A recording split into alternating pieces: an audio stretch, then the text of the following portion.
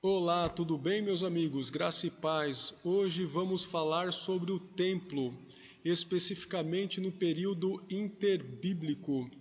Nos cursos básicos, médio e no bacharel em teologia, os professores pedem que se façam projetos sobre o período interbíblico. Mas o que é o período interbíblico? Etimologicamente, interbíblico quer dizer entre a Bíblia, ou melhor, entre os dois testamentos, isto é, entre o Antigo e o Novo Testamento. É um período de 400 anos onde Deus não utiliza nenhum profeta na face da terra. Vai do final do ministério do profeta Malaquias, de 470 a 433 a.C., viveu o profeta Malaquias, ao profeta João Batista, que já está inserido no Novo Testamento, onde os judeus viveram pelo domínio consecutivo de 3 nações, a Pérsia, a Grécia e Roma. Neste período deste silêncio profético, que Deus não utiliza nenhum servo, Deus está preparando o mundo para a vinda do Messias. Houve transformações geográficas, econômicas, políticas e sociais.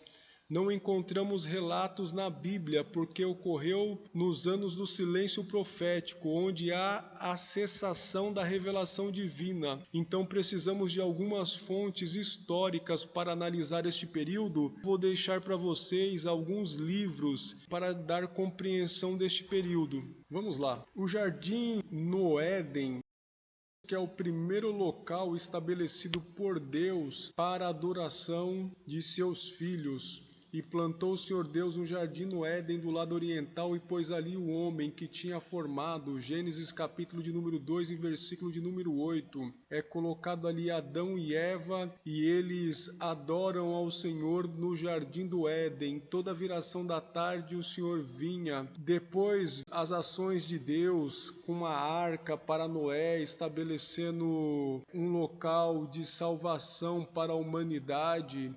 Infelizmente eles não deram ouvido. Vemos as manifestações de Deus na vida dos patriarcas Abraão, Isaque e Jacó, erigindo altares em determinados lugares para adorar a Deus. E depois da formação do povo de Israel, Deus dá uma planta a Moisés para que Moisés levante tabernáculo e me farão um santuário e habitarei no meio deles. Está lá em Êxodo, capítulo de número 25, versículo de número 8.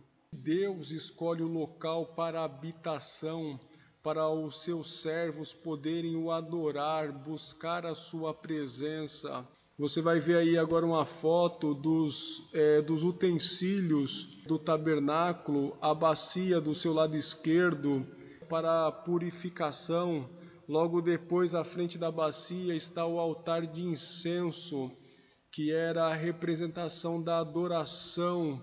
Depois você tem a mesa da preposição, os 12 pães representando as 12 tribos de Israel. À frente da mesa da preposição, a arca da aliança, com os 2 querubins sobre a tampa do propiciatório, onde no meio do propiciatório Deus se manifestava. Do lado direito da arca da aliança está o altar de holocausto, que ficava no átrio, onde era queimado os sacrifícios, e à frente o candelabro.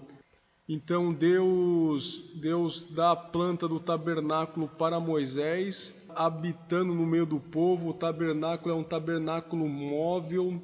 De noite, sobre o tabernáculo, Deus vinha com uma coluna de fogo e de dia com uma nuvem.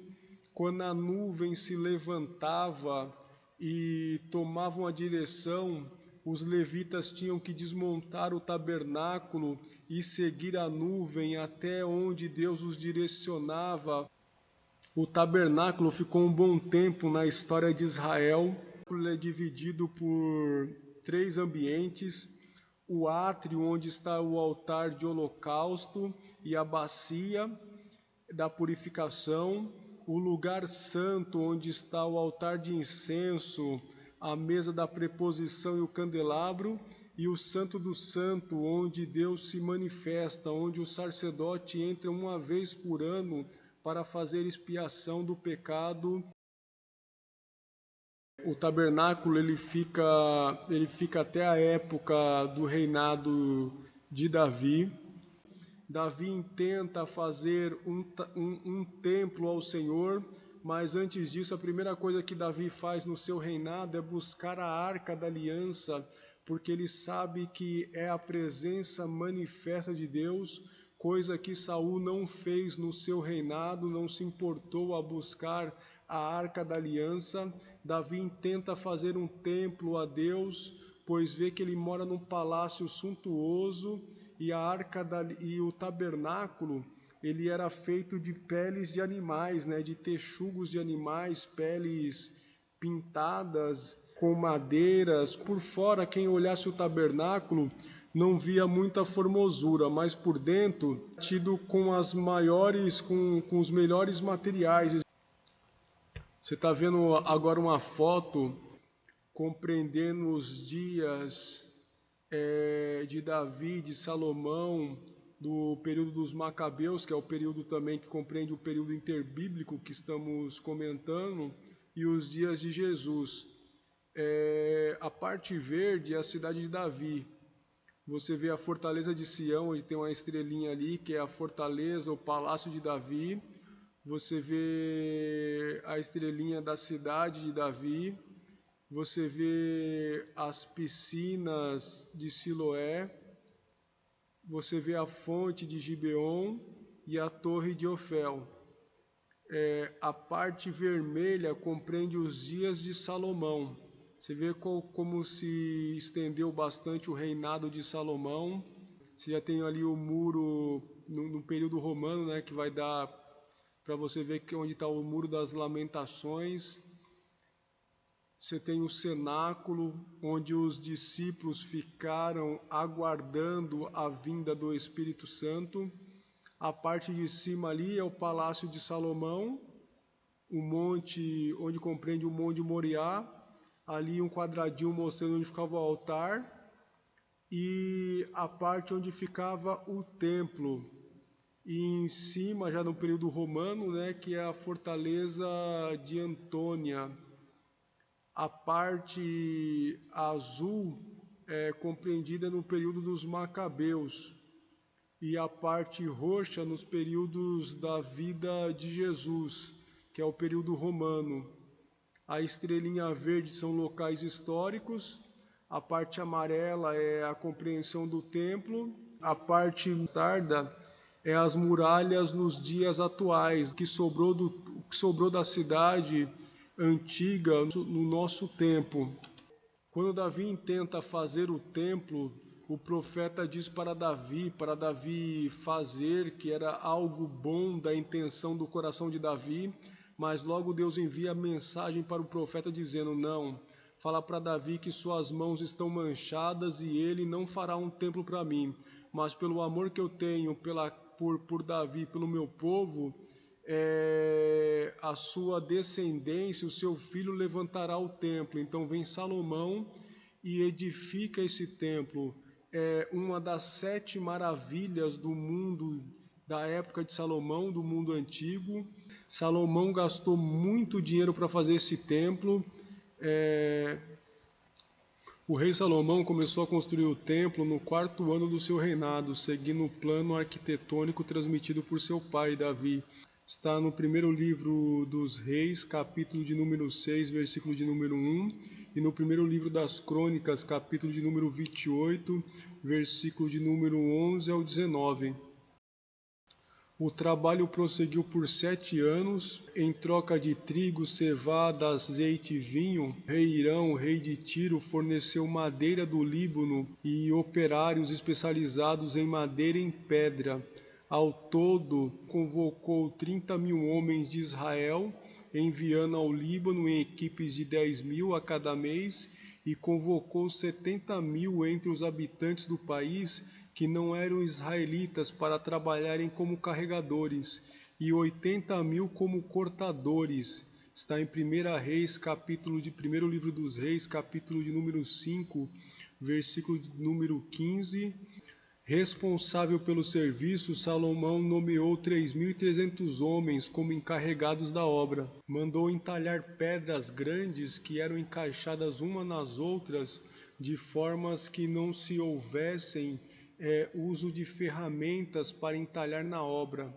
O templo tinha uma planta muito similar à tenda ou tabernáculo, né? Porque o tabernáculo que nós vimos que Deus deu para Moisés a planta, ele tem alguns nomes, né? Tenda do testemunho, tabernáculo. A diferença dos dois reside nas dimensões internas do santo e do santo dos santos, ou chamado de santíssimo lugar, né? Que do templo de Salomão são maiores que do tabernáculo.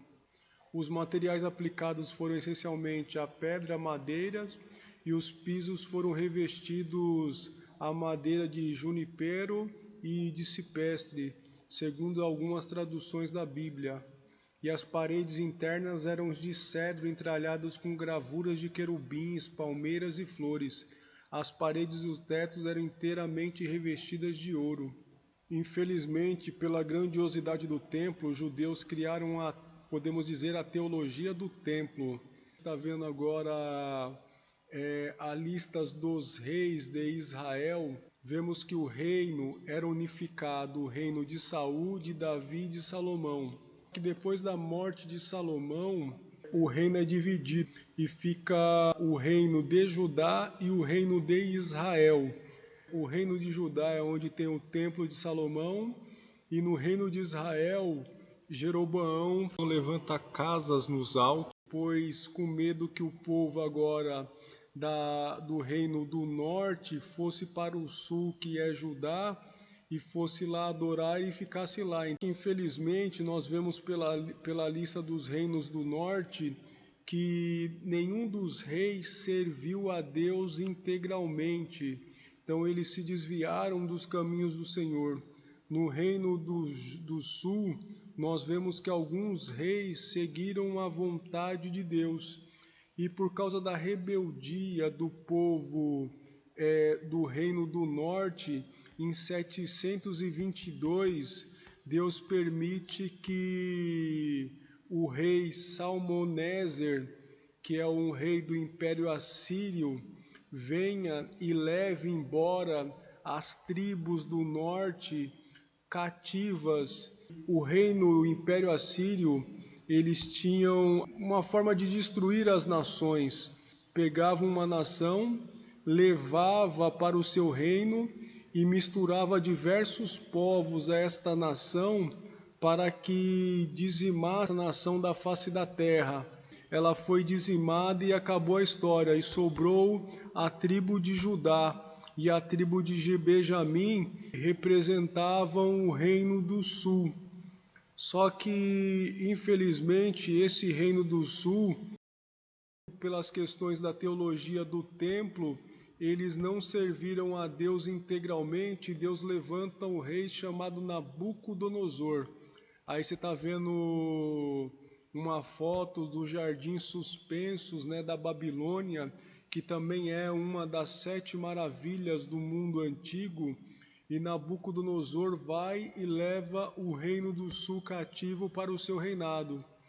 No período do Império Babilônico, os profetas que proferiram a mensagem de Deus são Jeremias, Sofonias, Abacuque, Daniel e Ezequiel. E Deus utiliza ainda da sua misericórdia ainda para o povo de Israel, e usa o profeta Jeremias dizendo assim para o profeta, fale para o povo se entregar a Nabucodonosor, para eles irem de espontânea vontade para a Babilônia, porque o rei vai vir ao encontro de vocês, e assim eu terei misericórdia do povo. Mas o povo, pela teologia do templo, achava que Deus não deixaria Nabucodonosor entrar dentro da cidade, porque a cidade continha o templo. Só que o povo agora já estava fazendo tudo desordenadamente, sem temor a Deus, e Deus já estava dizendo para o povo, já não estou aguentando mais o sacrifício de vocês. E Deus permite que Nabucodonosor entre na cidade, devaste a cidade, como você está vendo na foto aqui,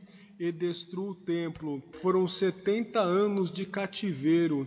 Deus utilizou o profeta Jeremias para escrever, e o profeta Daniel, lendo os livros do profeta Jeremias, obteve a revelação de Deus que o cativeiro ia durar 70 anos. E Deus deu revelações ao profeta Daniel, tanto que você vê a estátua de Nabucodonosor, compreende o período dos reinos da face da terra, que se estende até nós. O profeta Daniel teve revelações que vêm até o nosso tempo, dos fins dos dias. É levado para o exílio babilônico grande parte do povo de Judá. Entre eles foi o profeta Daniel, que viveu dentro da corte em todos os períodos, do exílio babilônico, viveu no período persa. Dentro deste período, o período do exílio, surgem as sinagogas. Esse povo de Israel, que era idólatra desde a época do Egito até agora a Babilônia, vai se eliminar a idolatria do povo. Surge dentro do povo de Israel um exclusivismo judaico, onde eles vão aprender a zelar pela lei de Deus, pelas ordenanças de Deus. Surge o culto público, porque até então o culto era algo privado ao povo de Israel, Deus, mas agora na sinagoga poderia entrar qualquer pessoa para poder ouvir a mensagem de Deus. Ressurge a esperança messiânica da promessa de Gênesis 3,15 da vinda do Messias, que com a teologia do templo e com as conquistas que o povo teve de Israel, eles acabaram perdendo, então ficaram muito focados no reino terreno e esqueceram a promessa de um Salvador e o que seria essa salvação.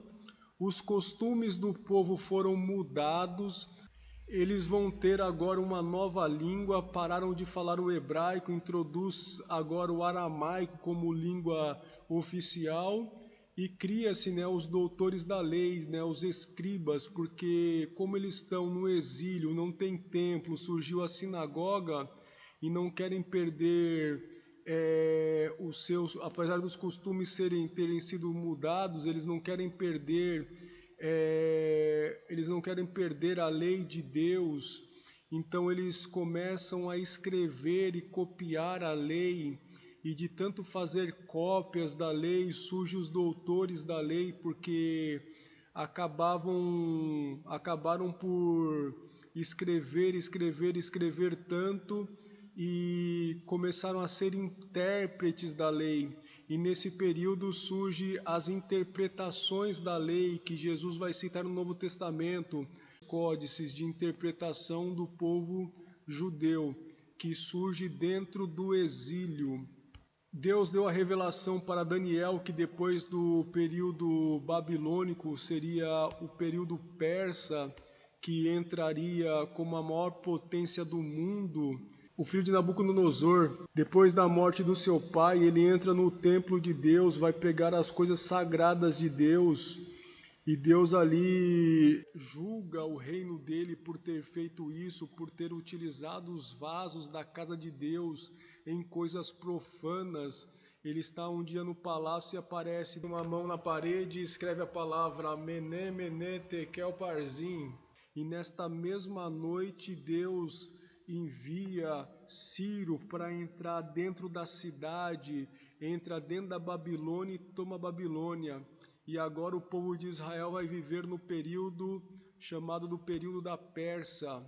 O Império Persa teve seu início muito antes do período interbíblico, mais ou menos 555 a.C., quando começaram as grandes conquistas do rei Ciro. No entanto, Deus já havia planos muito especiais para este homem.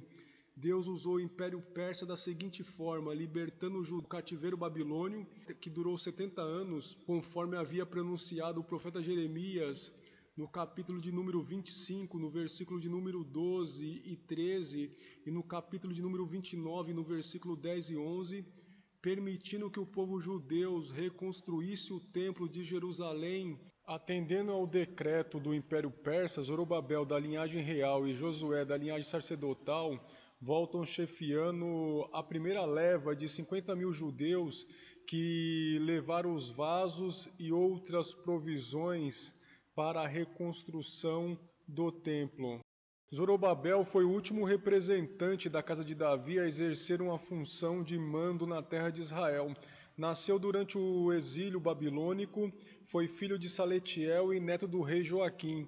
Foi escolhido por Deus para comandar o primeiro contingente desses 50 mil judeus. Um homem de fé, entendia a tarefa árdua e coloca sua confiança em Deus. Num momento de angústia, ouve a reconfortante palavra do Senhor através do profeta Zacarias. Quem és tu, ó monte grande? Diante de Zorobabel serás uma campina, porque ele terá a primeira pedra com aclamações. Graça, graça a ela. As mãos de Zorobabel têm fundado esta casa, também as suas mãos acabarão. Você encontra lá no livro Profeta Zacarias, capítulo de número 4, versículo 7 a versículo de número 9. Então o templo nesse período da reconstrução é chamado o Templo de Zorobabel, que firmado por Deus, eles chegaram a Jerusalém, restauraram, edificaram um altar e restauraram o culto, lançam um alicerce do templo em 534 a.C., trazendo alegria ao povo, que entoa louvores ao Todo-Poderoso. Inicia-se assim, apesar das ferrenhas oposições dos gentios à reconstrução, parecia algo impossível, mas os fundamentos da casa do Senhor já estavam plantados no solo da fé. Relata-nos Esdras este momento singular. Você pode abrir a sua Bíblia no livro de Esdras, capítulo de número 3, versículo 10 e 13. Esdras diz assim: quando, pois, os edificadores lançaram os alicerces do templo do Senhor, então apresentaram-se os sacerdotes, já vestidos e com as trombetas, e os levitas, filhos de Asaf, com símbolos, para louvarem ao Senhor conforme a instituição de Davi, rei de Israel, e cantavam juntos por grupo, louvando e rendendo graças ao Senhor, dizendo: porque é bom, porque a sua benignidade dura para sempre sobre Israel. E todo o povo jubilou com altas vozes, quando louvavam ao Senhor pela fundação da casa do Senhor. Porém, muitos dos sacerdotes e levitas e chefe dos pais, já idosos, que viram a primeira casa, choraram em altas vozes, quando à sua vista foram lançados os fundamentos desta casa. Mas muitos levantaram as vozes com júbilo e com alegria. De primeira mão, não discernia o povo as vozes do júbilo de alegria e as vozes do choro do povo, porque o povo jubilava com tão altas vozes que o som se ouvia de muito longe. Está lá em Esdras capítulo 3, versículo 10 e 13. A reconstrução já havia recomeçado, seu término, entretanto, dar-se-ia em momentos difíceis e trabalhosos. Enfrentariam os judeus as pressões internas e externas. Os inimigos tudo fariam para interromper a obra, mentiriam, caluniariam e etc. Depois de uma época, o templo é interrompido. Você pode ler isso no capítulo de número 4 do livro de Esdras. Por não se conformarem com a reconstrução do templo, os samaritanos agem para paralisar a obra da casa do Senhor. Leia, está lá em Esdras 4, do versículo 7 a versículo 16. Por causa deste complô, Artaxerxes ordena a paralisação das obras. Uma avalanche de tristeza invade o coração dos judeus. Enquanto isso, os inimigos de Jeová desfrutam temporariamente de um triunfo. Sim, temporário triunfo, pois as vitórias de Satanás sobre o povo de Deus não passam de efêmeros festins. Graças a Deus, reiniciam as obras e a consagração do templo. Zorobabel não está sozinho, ele conta com a ajuda de valiosos e abnegados companheiros, como o sumo sacerdote Josué. Mais ou menos em 520 a.C., Deus enviou os profetas Ageu e Zacarias, inspirados pelo Espírito Santo, estimulam os judeus a recomeçarem as obras, pois somente a palavra de Deus pode vencer a insana oposição movida pelos samaritanos. Contam também com a ajuda do rei Dário, que autoriza o reinício das obras do Santo Templo. Por fim, em 516 a.C., para a alegria geral dos judeus, a casa do Senhor foi edificada. Você encontra este relato em Esdras, capítulo de número 6, versículo de número 14 a versículo de número 22. Nesse período, não podemos deixar de citar o escriba Esdras, é tido como um dos maiores na cultura judaica. Depois de Zorobabel, uma leva de milhares de judeus retornou a Jerusalém com Esdras em 458 a.C. Era doutor da lei e conhecia muito bem a condição moral dos judeus. Na Babilônia, os descendentes de Abraão aprenderam violência, crime, imoralidade. Uma vez em Jerusalém, os filhos de Jacó continuaram na prática de pecado, como divórcio, usura, infidelidade a Deus. Esdras se afligia com essa lamentável condição do povo. Chegou em Jerusalém mais ou menos em 458 a.C. e restaurou o santo culto. Proibiu o divórcio, o casamento com estrangeiros e obrigou o povo a seguir a palavra de Deus. É considerado um dos maiores reformadores da vida judaica. Neemias, que foi também de suma importância para a reconstrução do templo, um homem de fé e coragem, foi o restaurador e construtor e governador. Conduziu da Babilônia a Jerusalém o terceiro grupo de judeus. Ele conseguiu erguer os muros da cidade e dar assim à cidade de Davi a sua primitiva segurança. À semelhança de Zorobabel e Esdras, ele também nasceu no exílio, na corte persa. Alcança um elevado posto dentro do governo persa como copeiro do rei Artaxerxes. Torna-se íntimo à coroa, tanto que o rei vê Neemias triste em um momento e pergunta para ele por que o seu semblante estava descaído.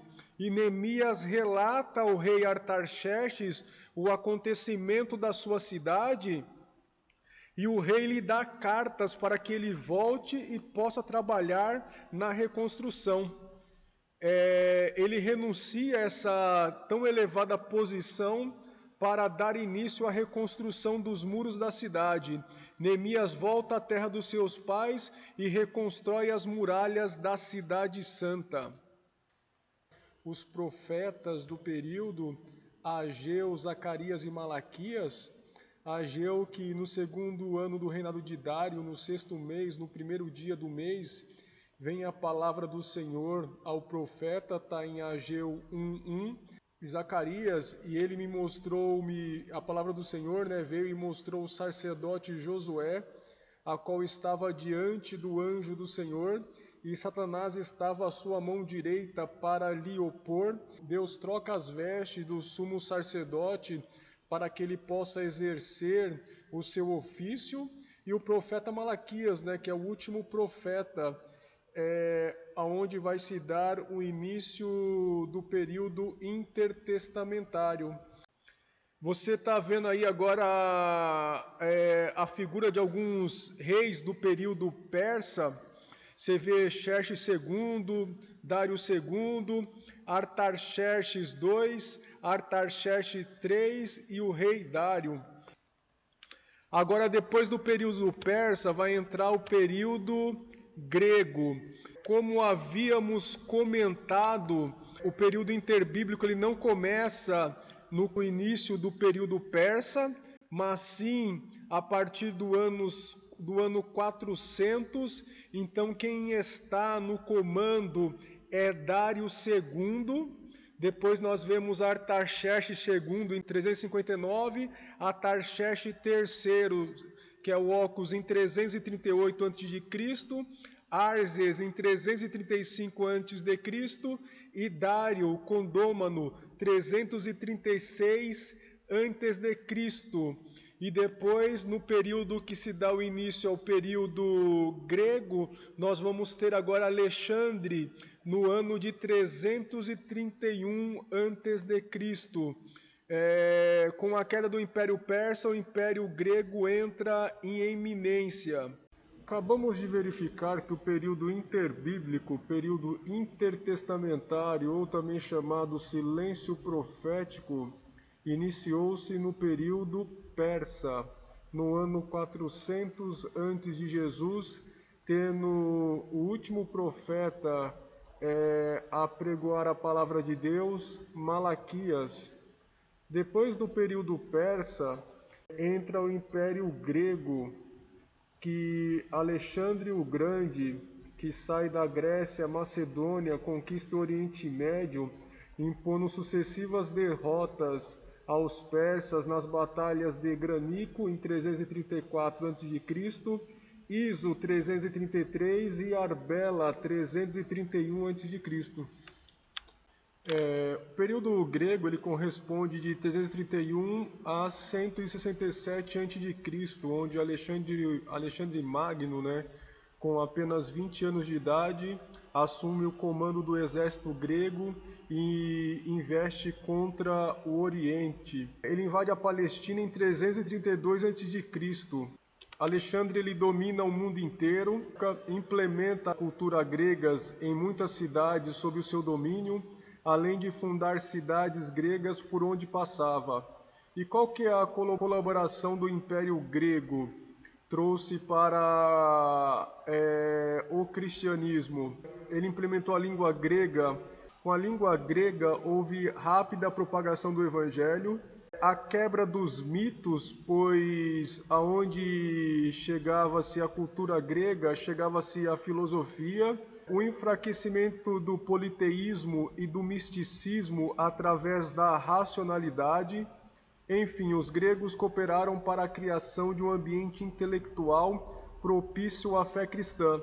A valorização do conhecimento lógico e do caráter crítico de avaliação do mundo colaborou para uma mensagem que supre de fato as necessidades espirituais e racionais do povo antigo e de todas as épocas. Alexandre o Grande, quando toma a Palestina, envia mensageiros a Jerusalém, ordenando a submissão dos judeus e exigindo subsistência para o seu exército. Judá, o sumo sacerdote, manda um recado dizendo que ele já está comprometido com Dário e não vai voltar com a sua palavra. Alexandre o Grande fica furioso, vem para Jerusalém para destruí-la, mas nesse interim ele tem um sonho, vê todos os habitantes e o sumo sacerdócio vestidos de branco. Quando ele chega na porta da cidade, ele se depara com eles, com estas vestimentas, vê que é uma intervenção de Deus, que Deus lhe tinha dado um sonho, então ele age com misericórdia com a cidade de Jerusalém. Alexandre o Grande não deixa sucessores direto ao seu trono, seu irmão é despreparado, seu filho tem pouca idade, e com a sua morte os seus generais entram em guerras, dividindo o seu império, e o império fica dividido da seguinte forma: o Egito coube a Ptolomeu, a Síria a Seleuco, a Macedônia a Cassandro e a Trácia a Lismaco. A história dos judeus esteve diretamente ligada aos Ptolomeus no Egito e aos Seleucidas da Síria.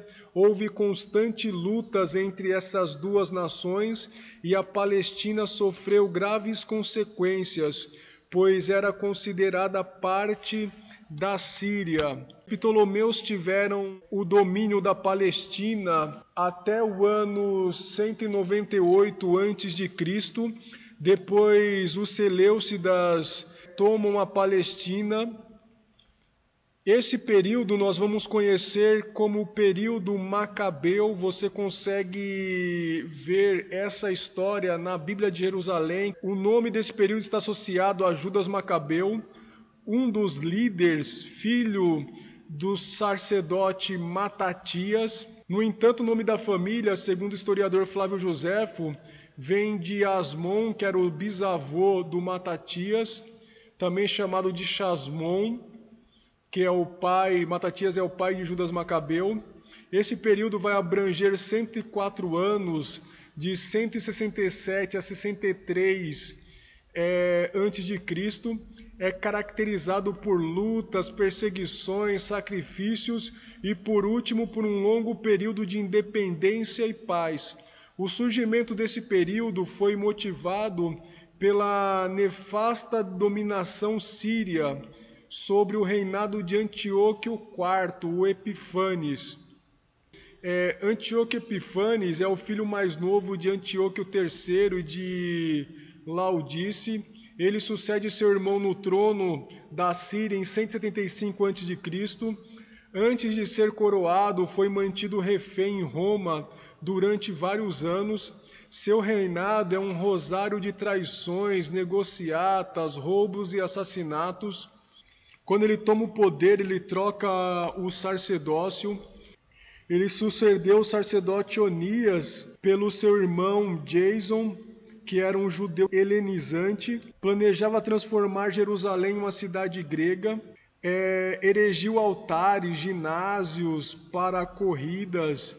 Ali judeus se exercitavam despidos à moda grega, faziam sacrifícios pagãos, ofereciam invocações a divindades pagãs. Até mesmo os sacerdotes judeus chegaram a participar de tais acontecimentos. Esse processo de helenização incluía ainda uma frequência aos teatros gregos, a adoção a roupas gregas, deveriam remover as marcas da circuncisão. Antes de desflechar a invasão do Egito, Antíoco fez de novo uma substituição no sacerdócio, tirou Jason e escolheu Manelau, um outro judeu helenizante, talvez não fizesse parte dos clãs vindo da família de Arão, aonde o sacerdócio deveria permanecer.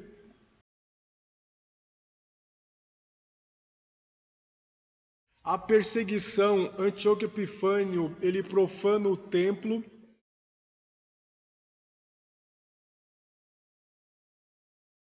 Houve rumores que Antíoco havia falecido. Jason, o sumo sacerdote deposto, torna de imediato a Jerusalém, onde chegou vindo de seu refúgio da Transjordânia, e com seus correligionários assume o controle da cidade, tirando-os das mãos de Manelau. O amargurado Antíoco, já atormentado por uma derrota diplomática que sofrera pelas mãos romanas, interpretou a atitude de Jason como uma revolta, enviou soldados para punir os rebeldes e reintegrarem a Manelau à sua posição de sumo sacerdote. Nesse processo, saquearam o templo de Jerusalém e passaram a fio a espada muitos dos seus habitantes. O próprio Antíoco retornou à Síria 2 anos mais tarde, em 168, enviou um general chamado Apolônio com um exército de 22.000 homens para recolher tributo, tornar ilegal o judaísmo e restabelecer o paganismo, à força com meio de consolidar o seu império e refazer o seu tesouro. Os soldados saquearam Jerusalém, derrubaram suas casas e muralhas e incendiaram as cidades. Homens judeus foram mortos, mulheres, crianças foram escravizadas. tornou-se crime grave praticar a circuncisão, guardar o sábado, celebrar as festas judaicas ou possuir manuscritos do Antigo Testamento. Muitos desses manuscritos foram destruídos, os sacrifícios pagãos começaram a ser obrigatórios, bem como os cortejos em honra a Dionísio ou Abaco, o deus grego do vinho. Erigiu-se dentro do templo do Senhor um altar ao deus grego Zeus, uma abominação à lei mosaica. Fizeram sacrifícios pagãos sobre o altar e a prostituição passou a ser praticada exatamente no recinto do templo. Aí vai surgir aí a revolta dos Macabeus. A resistência judaica fez surgir essa revolta numa aldeia chamada Modim. Um agente real de Antíoco instou com um sacerdote idoso por nome de Matatias que ele estabelecesse um exemplo para os demais habitantes, oferecendo os sacrifícios pagãos. Matatias recusou fazê-lo. Quando outro judeu deu um passo para obedecer, Matatias tirou-lhe a vida, matando um agente real, demoliu o altar e fugiu para a região montanhosa com seus 5 filhos e outros simpatizantes. Foi assim que teve início a revolta macabeia em 167 a.C., sob a liderança da família de Matatias. Essa família é chamada dos Asmoneus. Judas Macabeu cabeçou uma campanha de guerrilhas de extraordinário sucesso, até que os judeus vieram ser capazes de derrotar os sírios em campo de batalha. O conflito perseguiu mesmo após a morte de Antíoco Epifânio. Por fim, os macabeus expeliram as tropas sírias da cidade que ocupavam em Jerusalém e recuperaram a liberdade religiosa. Consagraram novamente o templo e reconquistaram a Palestina. Judas o Macabeu foi morto em uma batalha em 160 a.C. Seus irmãos Jonatas e posteriormente Simão o sucederam na liderança. Declarando-se interessados no trono seleucida, um em oposição ao outro, Jonatas e Simão puderam obter concessões favoráveis aos judeus. Jonatas começou a reconstruir as muralhas danificadas e os edifícios de Jerusalém. Assumiu também o ofício de sumo sacerdote. Simão conseguiu o reconhecimento da independência judaica da parte de Demétrio II, um dos que competiam pelo trono dos Seleucidas, renovando um trato com Roma que fora firmado sob o governo de Judas. Tendo sido proclamado o grande sumo sacerdote, comandante e líder dos judeus, Simão passou a reunir oficialmente em si a liderança religiosa, militar e política do Estado judeu. A história seguinte da dinastia Asmoneia vai de 142 a 137 a.C. Consiste no triste relato de contendas internas ocasionadas pela ambição em torno do poder. Os propósitos políticos e as intrigas dos Asmoneus fragmentaram muitos de seus ex-correligionários, os Assideus, de persuasão religiosa, os quais vieram a se dividir mais tarde em fariseus e essênios. Alguns dos essênios produziram em Qumran os manuscritos do Mar Morto, que foram encontrados em 1948. Os partidários aristocráticos dos sacerdotes regentes asmoneus, de inclinação políticas, vieram a ser os saduceus. Por fim, no ano 63, o general romano subjugou a Palestina durante todo o período do Novo Testamento. Portanto, a Palestina esteve sob o domínio romano. É claro que esse é um resumo da dinastia Asmoneia. Você está vendo aí na tela a árvore genealógica, onde vai se dar os períodos de quem esteve sobre o trono, mas ficamos focados nas questões do templo.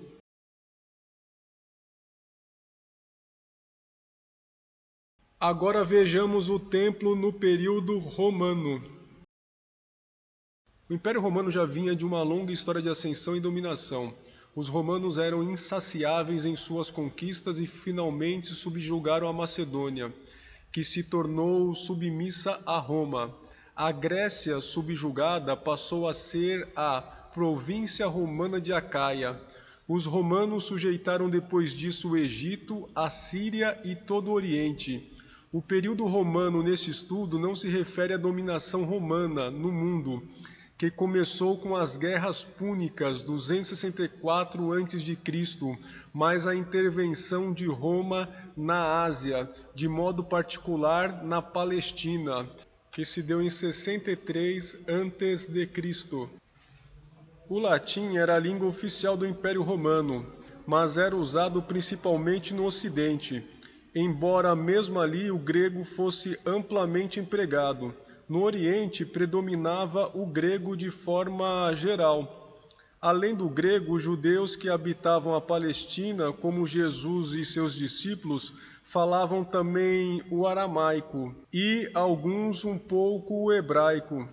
A religião oficial de Roma adotou grande parte do panteão e da mitologia dos gregos. As divindades romanas vieram a ser identificadas como os deuses gregos Júpiter como Zeus e Vênus como Afrodite, e assim por diante.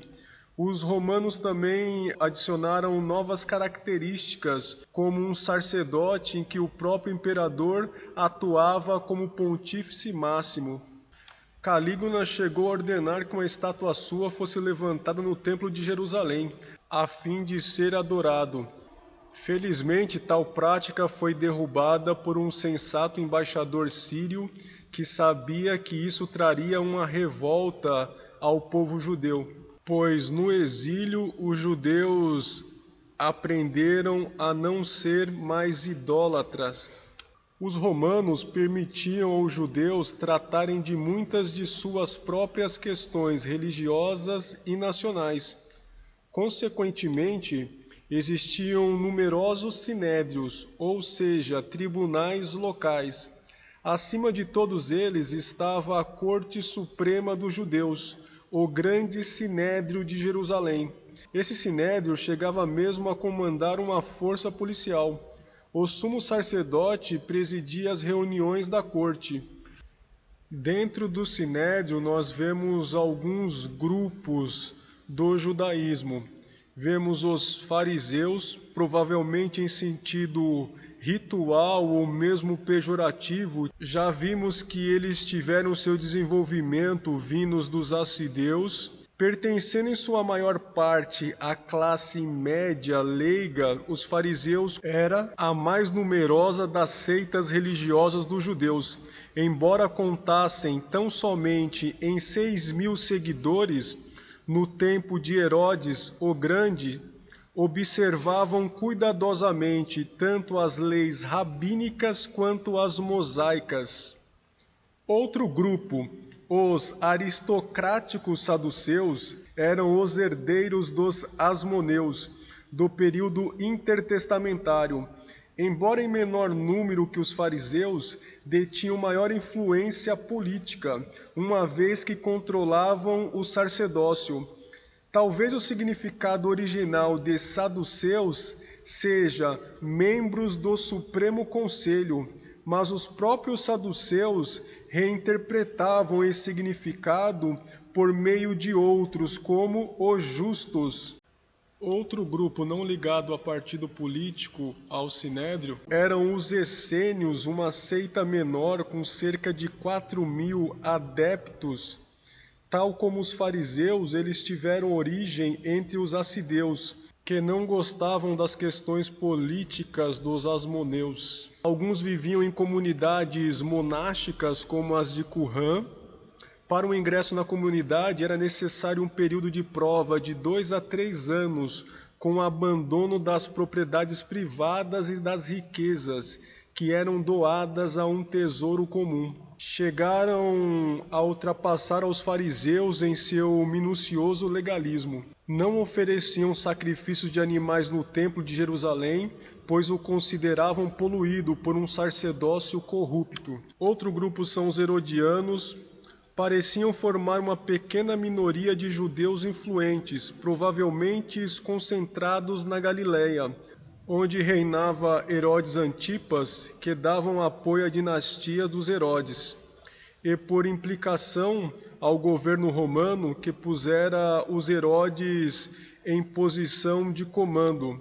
Lembrando que os Herodes que estiveram no poder não são do povo romano, eles são da família de Esaú, dos idumeus. Em contraposição aos herodianos, havia revolucionários dedicados à derrota do domínio romano. Recusavam-se a pagar impostos a Roma, consideravam o reconhecimento da lealdade a César um pecado e foram estopim de diversas revoltas, incluindo a revolta judaica do ano 70, que resultou na destruição do Templo de Jerusalém. No cenário também em torno do templo, nós vamos ver os escribas, que não eram uma seita religiosa, nem um partido político, mas uma classe profissional. Escriba, doutor da lei, escriba e mestre da lei, são expressões sinônimas no Novo Testamento. Tendo originado com Esdras, segundo certa tradição, os escribas interpretavam e ensinavam a lei do Antigo Testamento. Os discípulos, aprendizes dos escribas, os seguiam por onde quer que fossem e aprendiam por observação e por rotina de memória as minúcias das tradições do Antigo Testamento e rabínicas. Os escribas ensinavam no recinto do templo e nas sinagogas, e algumas vezes debatiam na presença de seus discípulos. Já nos dias de Jesus, a maior parte dos escribas pertencia à seita dos fariseus, embora nem todos os fariseus detivessem a perícia teológica que se exigia de um escriba.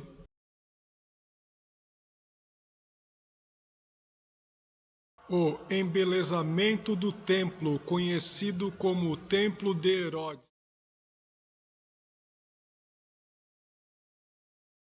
Lembrando que Herodes era um idumeu, vindos da família de Esaú, e quando se tornou rei no tempo dos romanos, ele lançou um amplo programa de construções, sendo que o projeto mais ambicioso era o templo, a reconstrução, ou podemos dizer, o embelezamento do templo construído na época de Zorobabel. Era uma maneira dele conseguir apoio dos seus súditos judeus, pois, sendo idumeu, havia umas intrigas políticas. A obra começou em 19 a.C. e quase tudo estava pronto em 9 a.C., mas os trabalhos só foram encerrados de fato no ano 64 d.C. Parte dessa construção ainda podem ser vistas ao lado ocidental, no Muro das Lamentações, e no lado oriental. Você vai ver aí a foto do Arco de Robinson, parte do muro aonde saía o Arco de Robinson. Informações sobre essa magnífica estrutura nos vêm das descrições do historiador Flávio Joséfo. Foi esse imponente complexo de construções que deixou os discípulos de Jesus admirados. Leia Marcos 13:1. Ali ainda eram oferecidos sacrifícios e se realizava o culto que havia sido instruído muito tempo antes, na época de Moisés. Aquele era o campo de ação dos sacerdotes e de seus auxiliares, mas é claro que tudo isso acontecia sob o olhar vigilante dos soldados romanos, que estavam aquartelados na fortaleza de Antônia, que no projeto original do templo não existia, de onde podiam avistar os pátios do templo. Atos, capítulo de número 21, versículo de 31 a 40. Herodes fez algumas outras modificações no templo. Um grande pátio, lo Pátio dos Gentios, era cercado por um pórtico onde mestres podiam ensinar e se podiam fazer negócios, conforme Lucas capítulo 19, versículo de número 47. Uma mureta fazia a separação entre o pátio externo e os pátios internos, nos quais apenas os judeus podiam entrar. Havia placas de advertências proibindo os estrangeiros de atravessarem, que para quem desobedecesse poderia levar à morte. Na área que ficava além da mureta de separação, havia 3 pátios. O pátio das mulheres, onde havia 13 gasofilastros, na forma de trombetas invertidas destinados a coletas de donativos. Este é o cenário da oferta da viúva, que está lá em Marcos capítulo 12, do versículo 41 ao 44. Havia o pátio dos israelitas e, por fim, o pátio dos sacerdotes, onde ficava o altar e o santuário do templo. Você está vendo a foto aí das modificações. Aí você vê na parte superior do templo a fortaleza de Antônia. E do seu lado direito você vê alguns pilares, que é obra do embelezamento que Herodes fez. Você está vendo uma foto agora da quantidade de judeus que viviam na Palestina e em outras regiões. E onde os judeus iam habitar, eles formavam sinagogas. Mas sempre nas festas, nas principais festas, eles subiam para o templo para adorar. Um censo do povo judeu, no reinado de Cláudio, que vai de 10 a.C. a 54 depois de Cristo, você tem 7 milhões de judeus na Ásia Menor. Na época do reinado de Trajano, de 53 a 117 depois de Cristo, havia 4 milhões de judeus na diáspora, 2 milhões de judeus na Judéia e Galiléia. Havia uma grande quantidade de sacerdotes na época de Jesus, tiravam sortes para ver quem entraria a fazer os ofícios sacerdotais. Quando lemos Lucas no capítulo de número 1, versículo de número 9, vemos que existia no tempo de Herodes, rei da Judéia, certo sacerdote chamado Zacarias, da ordem de Abias, que é levantado lá por Davi, os 24 turnos, e cuja mulher era uma das filhas de Arão. Então Lucas aqui descreve que Zacarias, ele segue da linhagem sacerdotal de Arão. Porque lembramos que lá na época dos Macabeus, houve algumas mudanças no sacerdócio que eram colocados por questões políticas. O seu nome era Isabel, e eram ambos justos perante Deus, andando sem repreensão em todos os mandamentos e preceitos do Senhor. E não tinham filhos, porque Isabel era estéril, e ambos eram avançados em idade. E aconteceu que, exercendo ele o sacerdócio diante de Deus, na ordem da sua turma, segundo o costume sacerdotal, coube-lhe a sorte de entrar no templo do Senhor para oferecer o incenso, e toda a multidão do povo estava fora, orando a hora do incenso. E um anjo do Senhor lhe apareceu, posto em pé à direita do altar do incenso. E Zacarias, o vendo-o, turbou-se e caiu em temor sobre ele. Mas o anjo lhe disse: Zacarias, não temas, porque a tua oração foi ouvida, e Isabel, a sua mulher, te dará à luz a um filho, e chamará o seu nome de João, e terás prazer e alegria, e muitos se alegrarão no seu nascimento, porque será grande diante do Senhor, e não beberá vinho, nem bebida forte, e será cheio do Espírito Santo, já desde o ventre de sua mãe, e converterá muito dos filhos de Israel ao Senhor seu Deus. e irá diante dele no espírito e no poder de Elias, para converter os corações dos pais aos filhos e os rebeldes à prudência dos justos, com o fim de preparar ao Senhor um povo bem disposto. Disse então Zacarias ao anjo: Como saberei isto? Pois já sou velho e minha mulher avançada em idade. E respondendo o anjo, disse-lhe: Eu sou Gabriel, que assisto diante de Deus, e fui enviado a falar-te e dar-te estas alegres novas. E eis que ficará mudo, e não poderás falar até o dia que estas coisas aconteçam, porquanto não crestes nas minhas palavras, que a seu tempo se hão de cumprir. E o povo estava esperando Zacarias, e maravilhava-se que de tanto se demorar no templo, e saindo ele, não lhe podia falar. E entenderam que tinha tido uma visão no templo, e falava por acenos e ficou mudo. E sucedeu que, terminando os dias do seu ministério, voltou para casa. E depois daqueles dias, Isabel, sua mulher, concebeu, e por 5 meses se ocultou, dizendo: Assim me fez o Senhor, nos dias em que atentou em mim para destruir o meu opróbrio entre os homens. Zacarias era um sacerdote que, por ordem, João Batista deveria ser também um sacerdote, porque era da mesma linhagem do pai, e passava-se, de pais para filhos. Só que, como aconteceu com alguns outros profetas, como Ezequiel, seu pai era um sacerdote, e Deus levanta Ezequiel como um profeta, tirando ele do meio do sacerdócio. Deus faz a mesma coisa com João Batista, como lemos aqui no texto bíblico, que ele veio preparar o caminho do Senhor. Então, o precursor de Jesus Cristo é João Batista.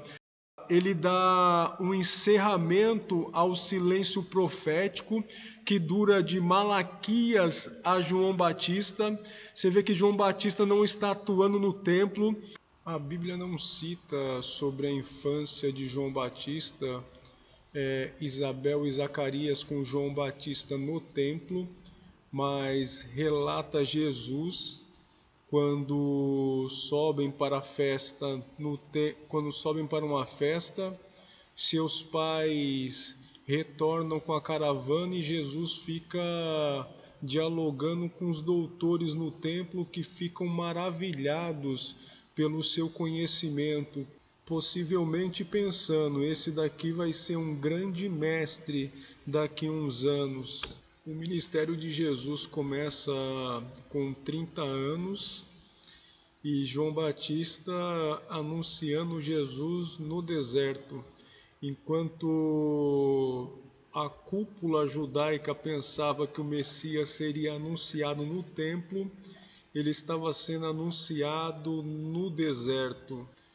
O pão vivo que desceu do céu. E a multidão ia atrás de João Batista no deserto ouvir sua pregação. Muitos eram batizados e criam no Senhor. E Deus levanta João Batista com o espírito de Elias. Lemos no texto que ele vem com a mesma ousadia de Elias. Alguns dizem que João Batista é a reencarnação de Elias. A Bíblia diz: e irá diante dele no espírito e no poder de Elias, para converter os corações dos pais aos filhos. Então ele vem na intrepidez, na ousadia de Elias, para pregoar a mensagem da vinda de Jesus. Encerra-se assim o período do silêncio profético, com João Batista anunciando a vinda de Jesus. Tem aí o texto quando João Batista diz: eis aí o Cordeiro de Deus que tira o pecado do mundo. Vem Jesus se batizar com João Batista, e João Batista diz: não sou digno de desatar as suas sandálias. E insiste para não batizar Jesus, e João Batista batiza Jesus. João Batista ouve a voz: eis o meu filho amado, a quem eu me comprazo. Pois João Batista diz que Deus disse para ele que o Messias seria aquele a quem ele ouvisse a voz, confirmando o seu ministério, que ele cumpriu, sendo o precursor de Jesus. Se encerra aqui esse estudo. Até o próximo.